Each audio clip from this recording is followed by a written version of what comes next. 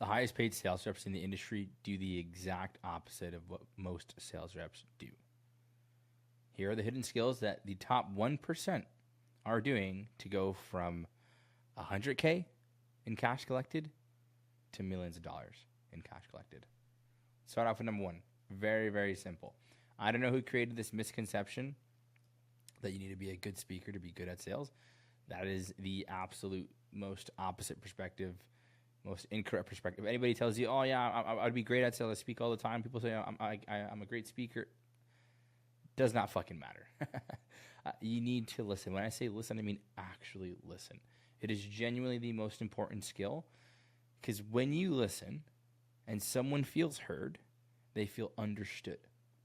And when a prospect feels understood, it then seems like it's in their best interest to make a purchase from you. People will always do what's in their best interest. So when I say listen as well, I mean, it's one thing to say, like, oh, yeah, you know, I've been doing this for a little bit of time now, and it's been very, very tough. It's been very, very tough. I just don't know where to go. And I say, no, I understand that. It could be so tough, and I get that. I get how it could be tough. Now, blah, blah, blah, and that's the next question. Versus the 1%, yeah, it's just been tough. And I'm like, well, you know, Diana, when you say tough, what do you mean by tough exactly? Right? So now you're really listening, because you also have to understand, with the context, like, what do they really mean? Right? So you're not just listening and hearing what they're saying. It's okay, what are they really trying to say here? People will try to communicate to you in the best way possible, right? Because, I mean, most humans are pretty poor communicators. But your job as a sales rep is to be the best communicator. And so the better communicator on these calls will typically win. And throughout that, fundamentally, help them understand and realize the pain and goals they don't realize they do have. When they make these realizations on these calls, that's when you will then start to push the sale, starts to move forward. So, number one, listen. Do not talk. Less statements, more questions. Number two, not saying this one's an obligation, but it does help.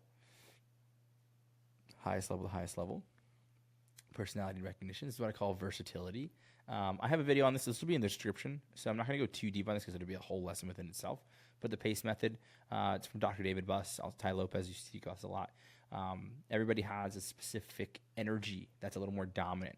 Practical, action, social, emotional. Practical being like Elon Musk-esque.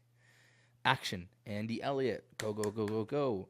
Social, you want to think like the friend who can be friends with everybody. The nerds, the fitness guys, the girls, like they're just, everybody's their friend. And then emotional, you want to think like more like a woman. Very soft, very airy. Now, the one that you're most dominant with is typically the one that you most likely resonate with in terms of other people and who you'll be able to speak to and connect with pretty easily. If you're a type A practical person, typically you can mesh pretty well with practical people as well. Now, let's say that you struggle with like the action-based people. Those conversations will be very, very difficult for you. So it's understanding how to be able to actually manipulate your energy to the person you're speaking to make the conversation a little bit easier. So you call it Casanova's chameleon, right? Because Casanova, if you guys don't, not the rapper, but Casanova from way back when was known for being good with the ladies, of course, but he's also good with like the kings and the celebrities and blah, blah, blah, blah. So little story there. That video will be in the description if you guys want to check that out. Number 3, emotional detachment. This is the hardest one, in my opinion, but it is the most powerful. So a little analogy I always like to use is like days feel like weeks, weeks feel like months, months feel like years in sales, and that's very, very true. If you've been in sales for even a month, you understand that. But you're in full control, right? We control our decisions, our emotions, which then dictate your outcomes. I know I'm just kind of reading this here, but that's the truth. I want you guys to understand that and really dissect that, really, really live with that, right? And so what I mean by this is that you're going to start to feel more emotional burden throughout your days, throughout your weeks, a little more heavily than you would in like an average everyday job, right? Because you're taking on the emotional baggage from people you speak to. You're taking on the emotional baggage from your numbers. Your numbers will start to feel, or you start to correlate your numbers with how you feel about your life and your value, your self-worth. And so what I will tell everybody, and anybody who gets into sales, I know who's been in sales for a very long time, so to avoid burnout, You can't hop on these calls, but I need a sale, I need the sale, I need the sale, because you're going to be at this high energy and so attached to the outcome, and people will run from the things that chase them. And so if you're chasing this outcome and you're so emotionally attached to it, they're not going to buy. They will not buy. They will feel that. They can feel that intent. So you will lose more sales by being emotionally attached to the outcome because people will feel it. It's a nonverbal. It's more of an energy. So remove that. Be emotionally detached, but care. That's this hard thing here, because it's like you're emotionally attached not to the outcome, but to the impact that you're going to make on this person. They can feel that. So this is something that I'll definitely dive deeper into in the future, but just giving you guys an understanding what that looks like. So, but like I said before, you won't last long in sales, just because if you don't make this shift, this emotional burden will get to you and you'll burn out. That's the honest truth. Being present. Both physically and mentally. So this is actually a conversation I had with somebody today. And so when I say being present physically and mentally, what do I mean, right? Because I mean, it's one thing where, like, right now, I'm present with you guys. I'm not distracted. But now, granted, if I went like this and I picked up my phone and you can see it on the side, right? It's just like, okay. And if I did it right here, you see I'm distracted, right? Physically, that's a physical distraction, right? And now, obviously, mentally too. Of course, I mean, obviously my mind's not present there either. But there's a way you can be physically present here and your mind can be elsewhere. Because even now, if I was physically present like this, but I was speaking poorly, maybe I stop and then take a bunch of breaks. Or even if you guys noticed a bunch of cuts in between, I mean, I haven't stopped or cut this for anything. As of now, we're 7 minutes and 55 seconds in. This is real. This is raw. I'm physically and mentally present. But you can only feel what you're thinking. And so you can be mentally attached to something that's not here right now, and then that will dictate how you feel on your calls.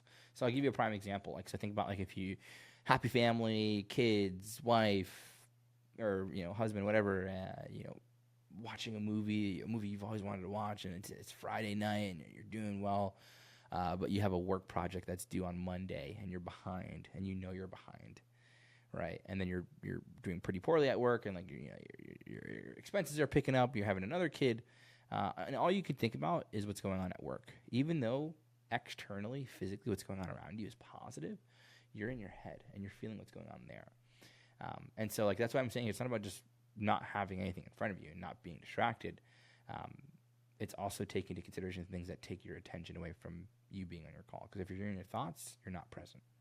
Like, this is what will also dictate how well you listen as well. So this goes hand in hand with listening, which was why I also tell you guys, like, the emotional detachment is massive. Because if you're so emotionally attached to people who bring down your energy, poor prospects, right, bad weeks, bad days, whatever it is, it'll start to really, really, really tear you down.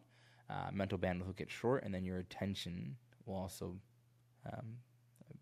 play a big factor here, right? Because if you have these open loops of attention that puts your brain, your mind in other places, you won't be able to be as present either.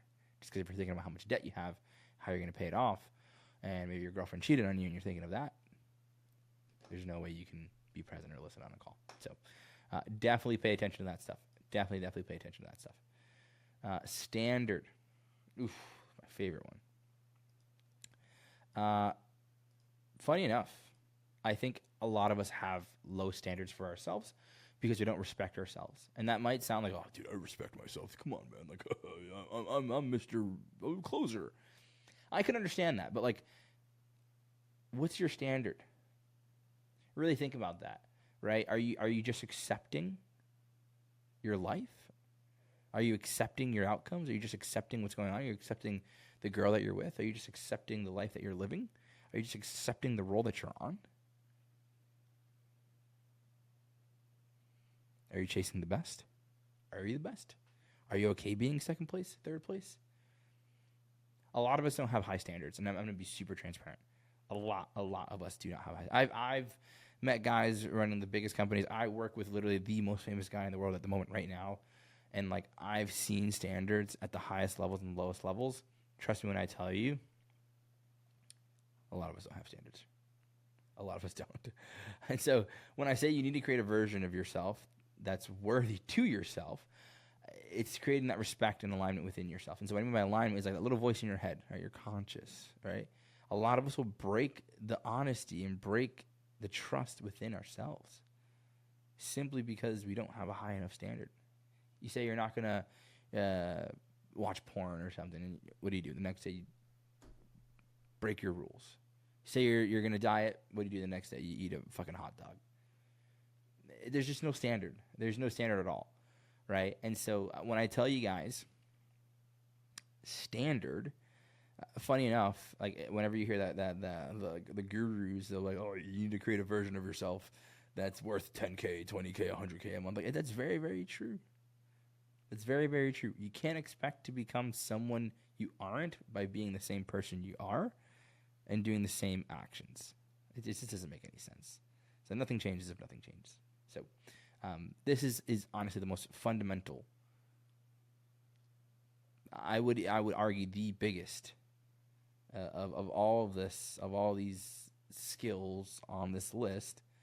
This is the most important. Like, fundamentally, if this is not created, I could fucking submit a computer chip into your brain.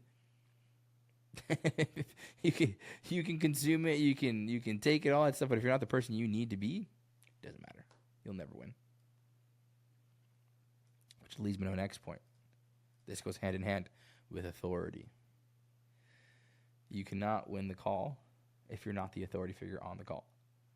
If you jump on the call with Bill Gates and you're shaking and you're trembling and you're trying to talk to this guy and you think you're an expert, you think Bill Gates is going to fucking buy from you because you're talking to Bill Gates, and he has a high standard for himself, of course, right? You can feel it, you can see it, the way he presents himself, the way he speaks. It's your perception of yourself that's being reflected on this call. And so what's happening is you think that person across from you is better than you. You believe that. Your conscience believes that. And so you literally cannot perform. I've seen it with Iman. He's hopped in the room, and I've seen the guys who think they're so badass. Well, Iman, what? Come on. Come on. And so when I talk about authority, this is also created from your perception of yourself, right? Prospects will come in and try to create a persona, perspective of you. And you either adhere to their perspective or you create your own, and they adhere to that. Only one of you can be in control. Pitch anything, or in cloth. Understand that. Frame control. What frame control actually is, right? It's looking through your window. And only one person can win the frame. Only one person. Nobody else. But whoever does win, you're at their will. Or they're at yours. So when I say I would rather lose the sale than lose frame, this is from one of the best closers at Gym Launch, Sean Baccaccini. I would rather lose the sale than lose the frame. I'll never forget when he told me that. And I remember for 4 years, I was like, doesn't make any sense, dude. What is he talking about? 4 years. Okay, 4 years. It wasn't until fairly recently that I was like, oh my God. Yeah. If you lose the control, you're going to lose the sale anyway. So I'd rather lose the sale than lose frame. Now, one thing I will say is, with all these actions, let me make a very, very strong point. Don't try to close these loops of what you think you understand I'm trying to say without fully understanding. Ask a fucking question. Like, ask me a question in the comments. Shoot me a DM. Because if you try to close these loops with your own perspectives of what you think I mean, you will never, ever get this correct. And so for the longest time, people always thought frame control was like being this assertive fucking dickhead. And I was like, what is wrong with you guys? Like, why do you think that's okay? Like, that's not frame control. It's being an authority. Very, very different. So if you have any questions for any of these, ask. Word economy. I actually learned this from Kale Owen, CEO of Gym Launch right now. The term word economy, but as far as like how to get really good at this, I think this is probably the most common theme of what I see a lot of sales reps do, where, for example, I'm sure you guys can all relate to this, where you ask a question like, okay, cool, well, Deborah, I want to get more context on your situation because, I don't really understand where you're at right now, but what I do want to get is just figuring out a little bit more of an understanding of where you're trying to go, simply because with what I have right now, I just can't really tell which direction you want to go. So just so I understand, what's the goal you're really trying to accomplish here? What was I really trying to ask Deborah right then and there? Take 5 seconds, like Dora the Explorer. What was I going to say? The question I was really trying to ask is, so Deborah, then what is the goal? It can be that simple.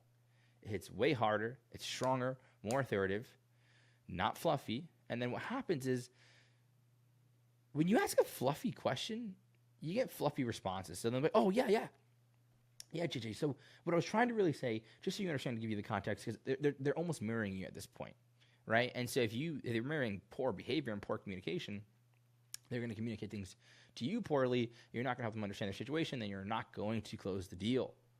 Does not make any sense. But also, at the end of the day, like, no matter what, humans will assume in the positive what less they know. So, like, you can literally ask less, have shorter conversations, say less, and close deals more. That's the whole intention of the way that I teach sales, right? You have less calls because you're only talking to people who are qualified, right? Protect your energy. Shorter conversations, and you make more money. It should be that simple. It really, really should be. But too many of us overcomplicate this. Like, I don't understand where this misconception of, like, saying more brings more value. When I see pitches for 15 minutes, dude, if you tell me you're a fucking great closer and you're pitching for 15 minutes, I will tell you you're absolutely wrong. You have no idea how bad you actually are. If you're pitching for 15 minutes, 20 minutes, it makes zero sense. Dude, I have literal videos of me pitching for 2 minutes, 3 minutes, a minute and a half, 45 seconds. I will literally have you talk to some of my students. It does not take much to actually pitch and close. Call it the TikTok pitch. Trademarked by yours truly. If I see that anywhere. Put the fist up. Word economy. Learn it, live by it, die by it. It's a great one. Being concise. This is like a fundamental thing. If you guys don't even if you're not concise, I don't even know why are you in sales? I mean, at the end of the day, like, okay, just let me be very, very clear on this. When I say being concise, let me not give you the misconception of, like, oh, you have to be super, super clear. That is exactly what I mean, yes. But when I say be concise, it's be concise with your questions, right? So when you're asking questions, that's what makes you perceived as an expert. A lot of us think that we need, like, product knowledge. Right? I remember when I was selling a program for $144,000, it was like content, and I need to understand content. And what I started to realize, like, and this is something that I spoke to, his name's Daniel Isles, one of my best friends, great guy. Product knowledge would probably increase a closer's ability to close by maybe 10%. It won't make as much of a difference as you think. But if you just understand sales and how to sell, it can be that simple. Right? Just ask good questions that make sense. Whether you're selling real estate consulting or you're selling a Forex course, who cares? Like, it's the same kind of process, same questions, or not same, of course, but similar. And, like, the same process that will apply. So when I say also being concise, I also do mean, yes, like, throughout your pitching and throughout when you do give statements in the rare cases that you do. Not using filler words where it's not very, very clear. So, like, yeah, bro, like I was saying, like, it's very unique that we do here. Very, very, very, very, very different than what you would see elsewhere. Because, you know, we're very, like, just different, you know. I've seen it so often. Versus, like, just be clear, concise. There's an exercise I'll share with you guys. Actually, it's kind of silly that we used to do at Iman's. Which was, like, let's say, for example, you would take like a ring and a hat, right? So you'll take those two objects, and you have 60 seconds to build a story on how they correlate, right? Hopefully that's clear. I'm not going to give the example here now, but essentially saying, like, hey, so funny story, guys. Back in 1989, the founder of the Oura ring actually was the brother to the guy who created the hat. Right. And the whole point of doing this is not saying, I think I even said right there, to be honest, right, in that little example I gave. So even I would fail there. But 60 seconds to build out the story on how they correlate. It's a really, really good exercise that helps being concise, being very, very, very clear, for lack of a better term. and it uses that part of the brain we don't typically use. But then when you're creating a pitch and curating it based on what they've given you on the call, makes life very, very easy. So you don't have to. Wow. Okay. Holy cow. Not sure where I left off, but essentially you can use that communication exercise to improve your pitching. Because again, when you use that part of your brain that you don't typically use at the end of your call when you're getting ready to pitch, and they've given you a bunch of information, you kind of got to piece together very, very quickly based on the questions you've asked, what they actually need and what they want, and make sure it's not this generic scripted pitch. This is the best way to improve that. So very, very beneficial long term when you're trying to get away from scripted selling as well. So number 9, structure. This isn't really it is a skill, but I mean, granted, to me, it almost is like a way that you should live, right? I mean, just fundamentally, right? It's structure yields freedom, and I think too often, especially in sales, we look to hustle our way to freedom versus actually trying to feel freedom within the journey of trying to accomplish, financial success.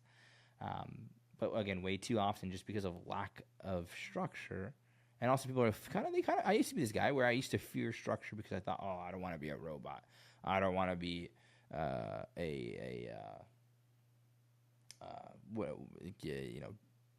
tied to my calendar. I don't want to be tied down to just my agenda. Dude, at the end of the day, like, your life isn't much better without it. So, like, build out some structure for yourself. Like, I promise you, like, you will figure out very, very quickly that it's unsustainable and unrealistic to think that without structure that you'll get further. Because honestly, without structure, you don't even know where you're going. I promise you. So live and die by your calendar. It will bring that freedom you're looking for. Like, you're looking for it in the wrong places at the end of the day. It's like trying to find a wife in the club. Probably won't find it. I mean, potentially. I don't know. Depends on you. But who knows? Different conversation for a different time. Last piece. Well, actually, before I even continue, this is a different conversation as well. But when you do restructure your approach and structure, even beyond just like your routine, I think you should structure your routine around your goals, because your goals essentially, or your actions dictate how quickly you get to your goal. But like, obviously, like, your goals will then create the actions you need to do in order to get there. And so to make that very realistic, one thing, this will be another video, is going from annualized goals to 12-week goals. And so instead of trying to accomplish, $1 million earned in a year, I subsidize everything in 12 weeks. And so a really, really good perspective shift that I've had within my company that built a lot of urgency to then see a huge increase, like at least 200-300% increase overall, just in performance, revenue, everything, just on my own side, by just switching that perspective. Last piece, the best piece. We all talk about like sharpening our swords and like the typical like review your calls, right? Oh, do a role play. Like, yes, that's important, but the fastest way to grow is to teach, right? And so what I mean by that is, like, if let's say you've been a setter for the last 6 months, the new setter comes in, right? You teach that setter everything you do know. If you're performing well and doing well, of course, like, you teach them, right? You'd even be surprised, even if you're underperforming, but you understand it, right? Don't teach things you don't understand. But if you understand sales and you understand what you're doing, and this is probably mostly for the folks who are probably doing decently well in sales now. So obviously, like, you guys are probably in a position where you can teach sales. You can. And I'm not saying to start your own program and start teaching the world sales, but, right, like, one of my students very, very early on went on to teach sales on social media and went viral. And now he does very, very well. And this isn't the first person. I've had multiple students. I've had students years ago who did the same exact thing. She's famous as well. And so not saying that, like, yes, the whole goal should be famous or no, not at all. But at least understand the impact of what you deciding to bring value to the world and to people can really, really do. But what I will say, okay, this is very, very, very, very, very, very, very, very major warning. Um, do not just regurgitate information and try to say that you're teaching. Because now what you're going to end up doing is creating this gap within yourself that I know sales when, no, I know how to regurgitate information. And then when you're put on the spot to really, really teach, and like you can, it's almost a concept of like faking it till you make it. Don't do that. Like I've seen so many people in the space fuck themselves long term. Do not do that. Maintain integrity. Be honest. Be honest with yourself. Allow yourself to grow. Teach just to teach. Don't look for an incentive now, right? But make some impact, and you'll see your growth.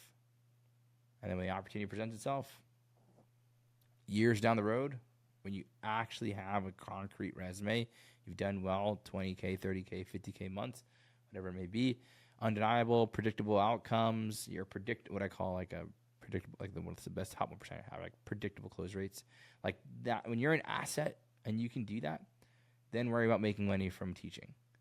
Like I've been doing this for 7 years, and trust me when I tell you, like it took me a very, very, very, very long time to even consider charging anybody to actually learn from me. A very, very long time. Okay?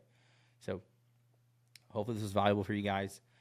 We are actually launching a rebrand of our company in the next 2 weeks, and I kid you not, we will take over the sales industry. We will definitely be the biggest sales company in the world. And that may sound far-fetched, but there's a reason why I say that. And I say that with conviction, and I say that with belief. But I want to help all you guys. And if you want to learn from the best, and you want to be the best, click the link in the description. Let's have a chat.